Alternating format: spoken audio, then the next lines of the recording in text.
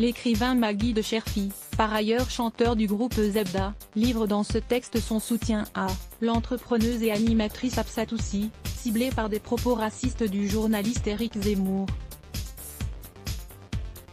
Absatou, ô belle courageuse, ô belle noire, ô joli prénom.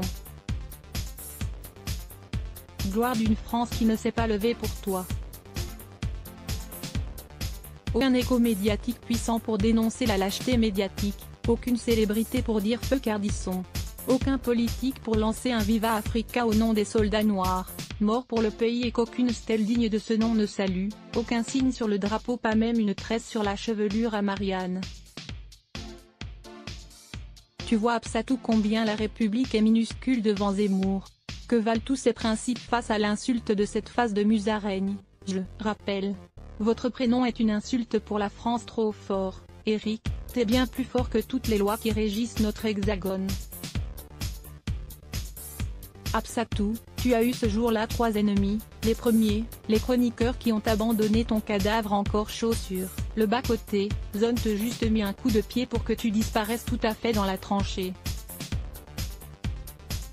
Ces chroniqueurs qui continuent de chroniquer toute honte bûche et Ardisson, désormais feuls, sont devenus des hyènes.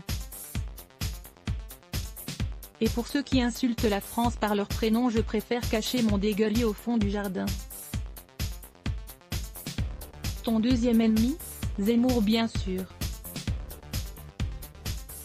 Dire que ça rime avec amour, j'ai la gerbe, qu'est Zemmour au fond.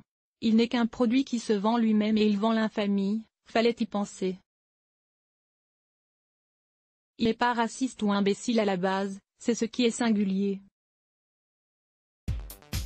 Il l'est devenu quand le concept a payé et c'est le concept qui l'a aliéné. Pour des artistes on dit il a pris la grosse tête, pour Zemmour on n'a pas trouvé la formule. L'important pour ce genre d'individu c'est plus ce qui paie qu'autre chose ou qui excite.